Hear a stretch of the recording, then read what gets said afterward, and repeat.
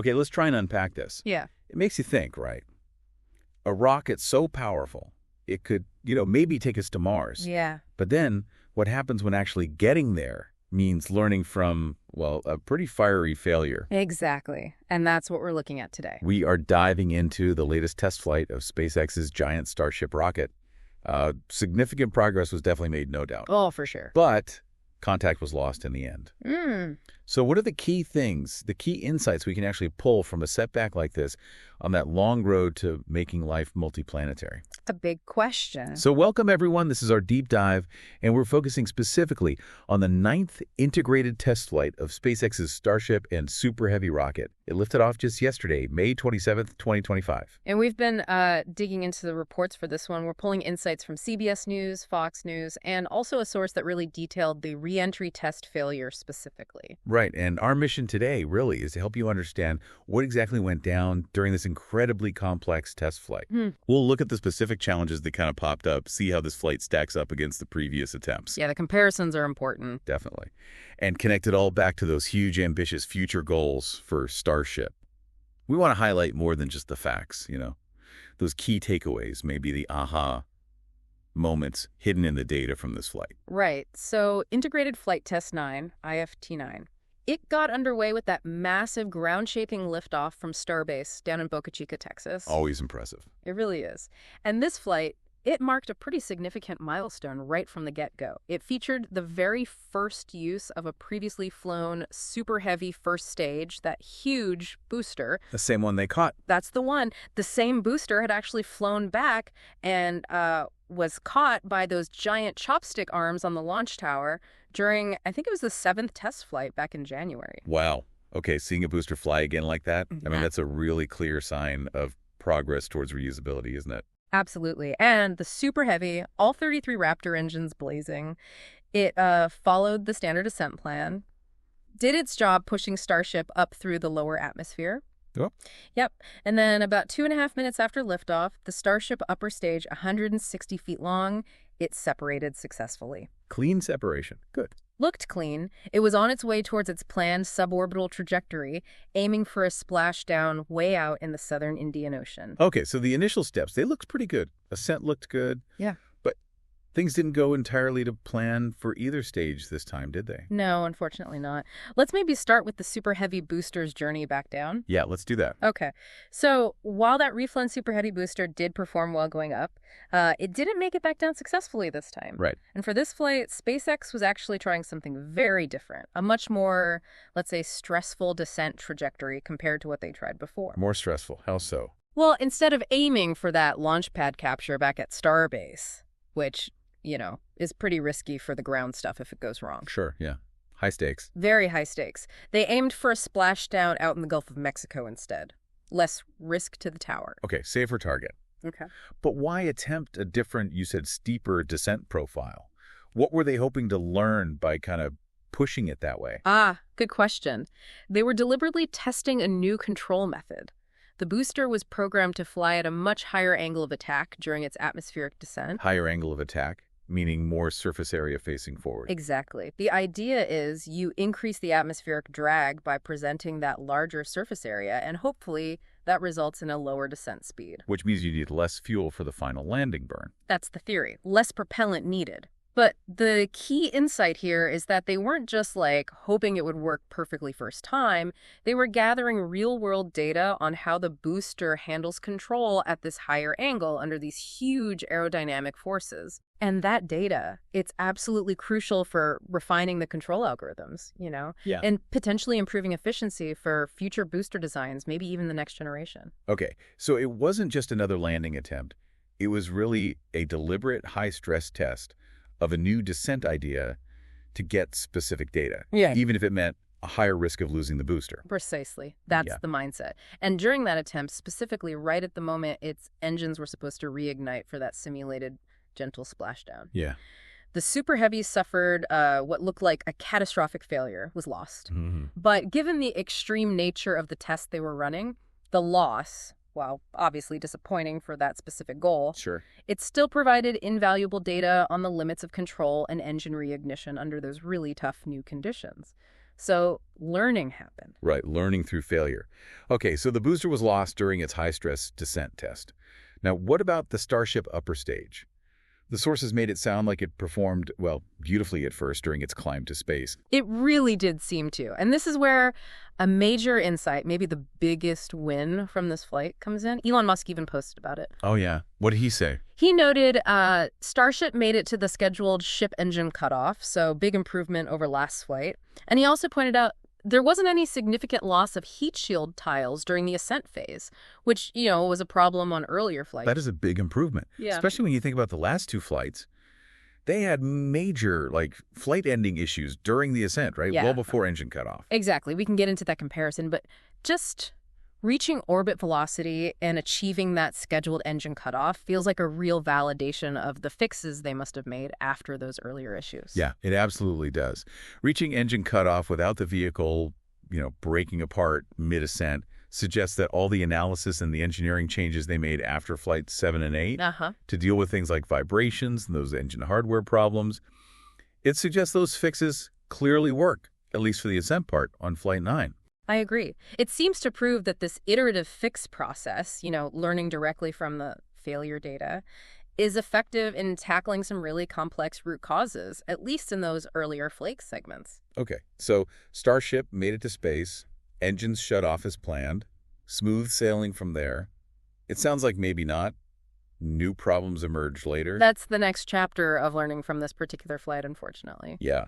A few minutes after engine cutoff, a payload door on the side of the rocket failed to open. The payload door, what was that for?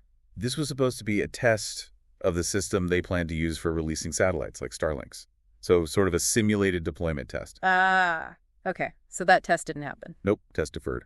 And then the engineers hoped to reignite a single Raptor engine in space, another key test objective, but an apparent propellant leak. A leak? Uh-oh. Yeah, an apparent leak put the spacecraft into a slow spin. Okay, hold on. A leak causing a spin. How does that work? Well, the thinking is the leaks caused a loss of main tank pressure while it was coasting, getting ready for re-entry prep.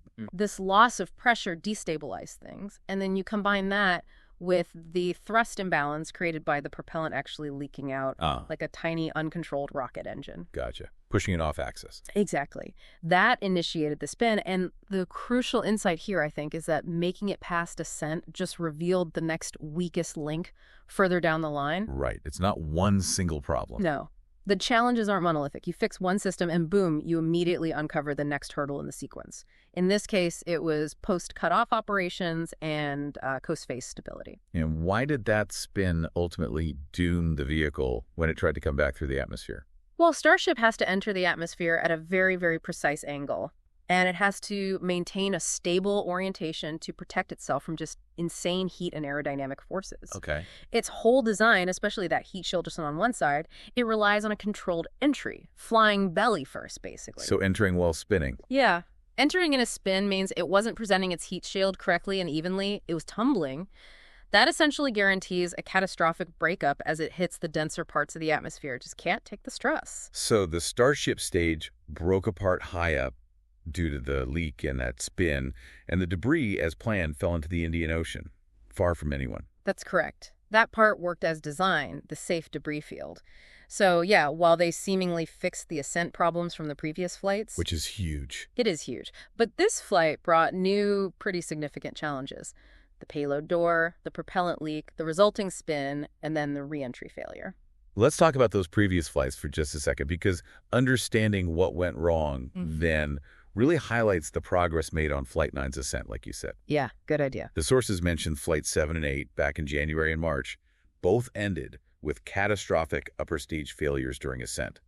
What were the specific issues they faced back then? Okay, so January's Flight 7. The issue there was identified as a propellant leak, but it was in an unpressurized area, sort of up above the engines. Okay. And this was caused by stronger than expected harmonic vibrations during flight. These vibrations led to sustained fires in that area, and eventually the vehicle broke apart. Harmonic vibrations causing leaks and fires. I mean, that sounds incredibly complex to figure out and fix. Oh, it absolutely is. After a ton of testing and analysis, SpaceX made some pretty significant changes. They modified propellant feed lines, they tweaked the thrust levels on the engines to change the vibration profile, and they added more vents and a new nitrogen purge system in that attic area, as they call it, to reduce the chance of fire. And those targeted fixes, they seem to work, at least for the Ascent part of Flight 8 in March. It looks like they did address that specific vibration leak fire issue. However, during Flight 8 in March, a different, totally new problem popped up during Ascent. Always something new. Seems like it. This time, it was a hardware failure in one of the upper stage Raptor engines. It caused inadvertent propellant mixing and ignition inside the engine itself. Basically, the engine blew itself up. Ouch. Yeah. That led to that engine failing, and then 3 other engines shut down because of related issues spreading. SpaceX lost control, and that vehicle also broke apart. But importantly, from a different cause and slightly later in the ascent than Flight 7. Okay, so let's recap. Flight 7, vibration, leak, fire issues during ascent. Flight 8, a specific engine hardware failure also during ascent. And now Flight 9 reached engine cutoff, having apparently fixed both of those earlier catastrophic ascent problems. That's the key takeaway for Ascent, yes. That really drives home how targeted and maybe how effective their rapid iteration cycle can be for tackling specific known problems. Absolutely. I think reaching engine cutoff and also not losing significant heat shield tiles during ascent, that's the clear win, the validated progress of Flight 9. Yeah. It demonstrates the fixes for those specific previous ascent failures were successful, which means the failures we did see in Flight 9, the booster descent test going wrong, and the Starship payload door leak spin issue, these were distinct new challenges encountered later in the flight profile precisely because they made it past those earlier hurdles. It really is a testament to their whole iterative testing philosophy, isn't it? I think the sources quote SpaceX saying something like, with a test like this, success comes from what we learn. Yeah, and also developmental testing by definition is unpredictable. But by putting hardware in a flight environment as frequently as possible, we're able to quickly learn and execute design changes. That sums it up. That really is the core insight into how they're approaching this whole thing. It is. They aren't expecting perfection on these early tests. Yeah. Far from it. They are rapidly iterating based on the data, especially the failure data from each flight. So the key learning from Flight 9, even though both vehicles were ultimately lost, Right, is that they gathered crucial new data points. On the first reflown booster's new descent profile limits, they validated the fixes for the ascent phase, and they got detailed information about brand new system failures, like that payload gore mechanism and the propellant leak dynamics during the coast phase. Exactly. All valuable, even if the specific planned tests, like actually deploying the satellite simulators or getting that comprehensive re-entry data from all the different heat shield tiles, weren't fully completed. Right. I saw Elon Musk apparently told a space journalist that the re-entry part, specifically testing the tiles, was, quote, by far the most important thing for this flight. Yeah, that makes sense. So it's clear they still have significant engineering work ahead on that upper stage vehicle to make it reliably reusable. Oh, they certainly do. Reliable reusability, especially of that huge upper stage, is just absolutely essential for Musk's whole vision of sending large numbers of people and tons of cargo to Mars. Yeah. And this flight, well, it reinforced that achieving that level of reliable reusability at the sheer scale Starship requires is a truly, truly significant engineering challenge. No easy task. And speaking of those really ambitious goals, Starship is critical not just for SpaceX's own Mars plans, but also for NASA's Artemis program, right? Landing astronauts back on the moon. Yes, that's a huge piece of this puzzle. NASA plans to use a variant of the Starship upper stage as the human landing system, the HLS, basically the lunar lander for the Artemis moon missions. And for human missions, whether it's the moon with NASA or eventually Mars, you need a vehicle with just incredible reliability, way beyond what these early test flights are showing. Absolutely. Orders of magnitude more reliable. You need multiple successful tests, including successful controlled re-entries and landings or splashdowns, to really prove that capability and build the confidence needed for crewed flights. So the path to getting there, to those future goals, clearly involves a lot more tests like this one, learning from every bit of data, success or failure. Musk mentioned something about maybe a faster cadence for the next few flights, maybe one a month. Yeah. Assuming they can fix things quickly based on this new data and get the regulatory approvals. That rapid cadence is absolutely key to their whole fail quickly, fix quickly strategy. And yes, the FAA is involved. They oversee the investigations into anomalies like this one, and they only give clearance for future launches after corrective actions are verified. So they're watching closely. Very closely. They were aware of the Flight 9 anomaly immediately and are working with SpaceX. It's worth remembering they had previously cleared this flight after reviewing the Flight 8 mishap investigation. Right. And they'd even expanded the aircraft hazard area and required launches during non-peak air travel times for this flight, which kind of reflects the acknowledged risks involved in this kind of testing. It's just fascinating, isn't it? Yeah. Watching this incredibly ambitious development process play out in public, in real time. Yeah. Each test reveals new challenges, offers new insights, even through those, fiery moments. It really is something to watch. Yeah. Each flight, whether it hits all its specific test goals or not, provides invaluable, unique data that directly feeds back into the next design iteration. That's the real value they extract from these tests. So looking back at Flight 9 then, the key takeaways seem to be clear progress on Ascent, validating those specific fixes from Flights 7 and 8, that's a big tick. Yeah. But also, new and significant failures showed up in the booster's high-stress descent test and in the Starship's later-stage systems, that payload door, the leak, the spin, the breakup. Right. It just powerfully highlights that this is still very much deep developmental testing, where succeeding in one area immediately kind of uncovers the next set of unpredictable challenges down the road. Precisely summarize. The first reflown booster was a big symbolic step towards reusability, even if its specific landing test of that new profile failed this time. Reaching engine cutoff for the upper stage was a major validated success compared to the last two flights. Huge improvement. But yes, the leak and spin showed there are complex systems and dynamics further into the flight that still need to be completely mastered for full reusability. Valuable data was absolutely gathered, though, which will now feed into the next set of fixes and define the goals for the next tests, I guess. That's the process. It's all part of this very public, very rapid learning cycle. It is. And that process is exactly what SpaceX is banking on, isn't it? Yeah. To eventually achieve that incredible reliability they need for carrying humans to the moon and then onto Mars. That's the bet they're making. So here's something to think about, maybe. Given those ambitious timelines and this iterative, fail quickly, fix quickly approach we've been talking about with Starship testing, how might this ongoing process, learning from failures again and again, how might that ultimately shape the timeline for actually putting humans back on the moon with Artemis or even getting them to Mars? It feels like a really complex balance between the speed of learning through iteration and actually building the required reliability for human lives. It's the billion-dollar question, isn't it?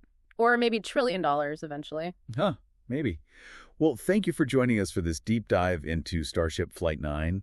If you found this conversation as interesting as we did, please subscribe to the deep dive wherever you get your podcasts. Yeah, we'd love to have you back. And we really would love to hear your thoughts. What did you find most interesting or maybe surprising about this flight test and this whole journey towards making life multiplanetary?